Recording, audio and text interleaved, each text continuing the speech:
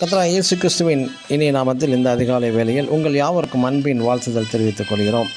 இன்று நாம் தியானத்துக்கு எடுத்துக்கொள்ள இருக்கிறதான வேத வசனம் நீதிமொழிகளின் புஸ்தகம் 23ஆம் அதிகாரம் 31ஆம் வசனம்.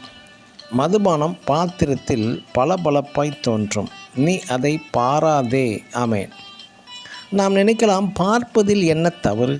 சினிமா ஆபாச போஸ்டர்களையோ டிவி யூடியூபில் வரும் அந்த ஆபாச திரைகள் பார்ப்பதில் தவறு இல்லை என்று அநேகர் சொல்லுவார்கள். நான் சுய கட்டுப்பாடுடன் வாழ்பவன் என்பார்கள் சிலர். ஆகவே தான் சாலமோன் ஞானி குறிப்பிடுவது பார்க்காதே என்று எச்சரிப்பு தருகிறார். மற்றும் ஆதியாகமம் 3ஆம் அதிகாரம் 6ஆம் வசனத்தில் ஸ்திரீயானவள் அந்த விருட்சத்தை கண்டாள் என்று எழுதப்பட்டுள்ளது. இன்று அந்த ஏவாளை போன்ற அநேக கிறிஸ்தவர்களும் தவறான கேள்வி கேட்கிறனர். தேவன் சாப்பிடத்தான் கூடாது என்று சொன்னார்,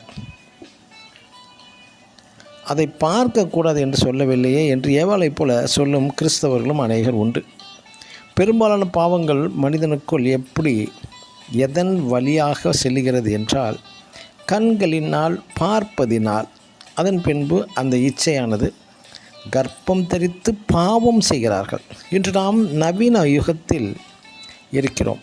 டிவி மூலமாக, செய்தித்தாள்கள் மூலமாக, பலவித போஸ்டர் மூலமாக, தற்போது வாட்ஸ்அப், யூடியூப் மூலமாக, ஃபேஸ்புக் மூலமாக அநேக படங்கள், பொருட்கள், நல்ல நல்ல கண்களுக்கு இனிமையான, மனதுக்கு ஆறுதல் தரும் பொழுதுபோக்கு குண படங்கள், சிரிப்புகள், விளையாட்டுகள், இப்படி பல நல்ல நல்ல காரியங்களை மட்டுமே பார்க்கிறோம் என்பார்கள். இந்த பொழுதுபோக்கு படங்கள், சிரிப்புகள் மற்ற நண்பர்கள் அவர்களுக்கு ஷேர் பண்ணி, ஃபார்வேர்ட் பண்ணி செய்கிறார்கள்.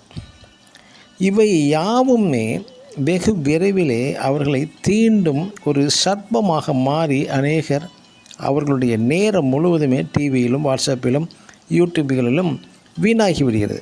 நீ அதை பாராதே என்று சாலமோன் ஞானி எச்சரிப்பு தருகிறார். இதற்காகத்தான். ஆமேன். God bless you.